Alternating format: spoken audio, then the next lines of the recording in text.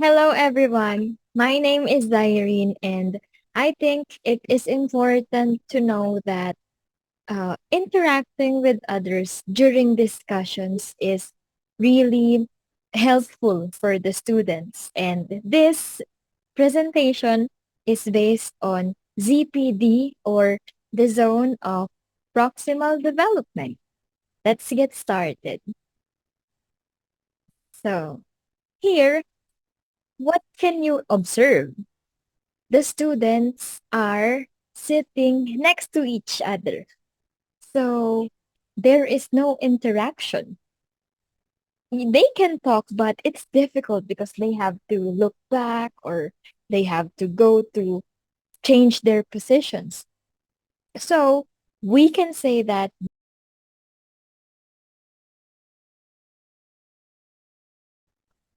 but look at this picture.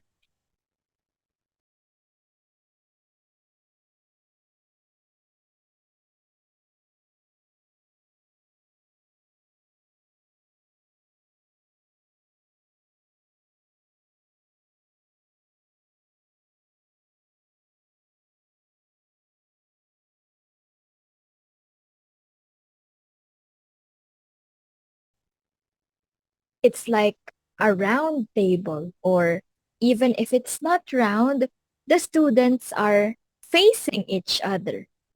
And when you have the chance to face another person, then that is a good sign that you can talk. So we can say that this is a good table setting for discussion. Okay, so let's go back again and compare. Look at this and look at that. Big difference, right? Okay. Now, let's see that this is an important note. Here is an example. For example, this kid, let's call her Kid A. So, for example, Kid A says, look at that triangle. Do they have the same area? And then he will answer, Kid B will say, maybe they have. Let's solve for it. And then another person, Kid C, would say, sure, then let us compare our answers. So it's like there is a meeting. There is a discussion between the three kids. This is really important in learning the way you speak and the way you can interact with your uh, friends. Yeah. And interaction happens when you are in a good table setting because you don't have to move a little. I mean, you don't have to change your position or do something because you are already facing the person that you are talking to.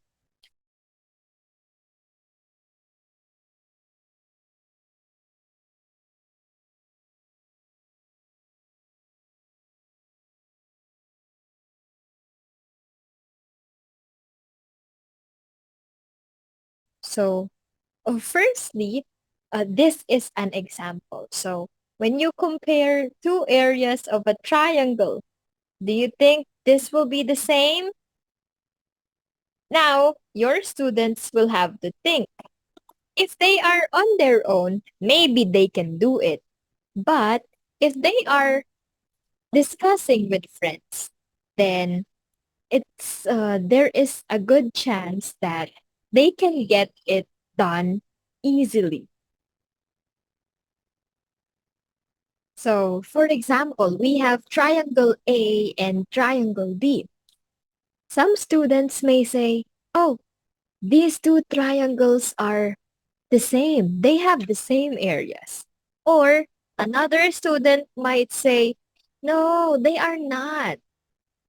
They have different opinions. They have different histories. And it is important that we as teachers, we acknowledge that. So when you put them in a good table setting, then they can have the chance to interact with each other and ask questions to each other as well. So, firstly, everyone has their own thoughts. Sometimes not all the time, what you are thinking of is correct. And it goes the same for everyone. So it is important that we correct each other and we help each other. Next, you can speak freely. When you can speak freely, you feel more comfortable in doing something. So that's another point. It is important that the students, can speak freely. So we have 2 points for this. When a student can speak freely or can discuss with their group, then the teachers can leave them alone. Because, for example, I don't know how to solve something, but my friend knows it. So he has the chance to teach me and I have the chance to learn from him. It is good for the students because they are interacting, and it is also good for the teachers because that teacher students can do or solve a problem by themselves. And point number 2, there are different ways to solve a problem. Sometimes plan A and uh, formula, I know. Sometimes way 1 is easier than way 2, or sometimes it's the other way around. So in here, the students don't really have to memorize the formula because if they forget it, then they can have the chance to make their own because they know what the process is. They know how. They know how to solve a problem. And thirdly, the more they speak, the more they can figure out the answers. Just like in number 2, there are many different ways in solving a math problem. And when you when you can talk, when you can discuss what you are thinking of to your friends, then you guys can figure out how to solve it easily in the easiest way possible. And lastly, talking to others require making a story. We cannot expect everyone to immediately understand what we are saying. So we should paint a picture in their head like this is what's going on. You have to make a story. And by doing that, it's good that the students can interact with themselves. They can learn from each other. And in the future, this will be very useful for them as well. And for example, in Cambodian math and in the Philippines too, the we are always tasked to memorize the formula. We have to know what the formula is because if we don't, we will get lost. And it is not learner-centered because when something is learner-centered or focused on the student, then there should be an easier course to it. There is an easier way.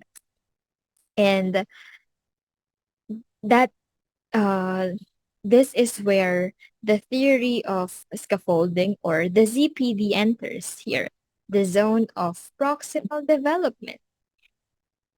As a person, as a human being, there are certain things that we can do alone by ourselves only. And there are also things that we can do with help. And that is when someone helped us, for example, a student needs help and then the teacher helps the student. That is where the zone of proximal development enters. And eventually, when they learn something, then we can leave them alone. That is the point of this presentation. I hope you learned something and good luck. And that is the end of this presentation. I hope you learned something. Again, my name is Zyrene. I am a graduate student, master's student of International Studies at De La Salle University in Manila, Philippines. Good luck, everyone. Bye-bye.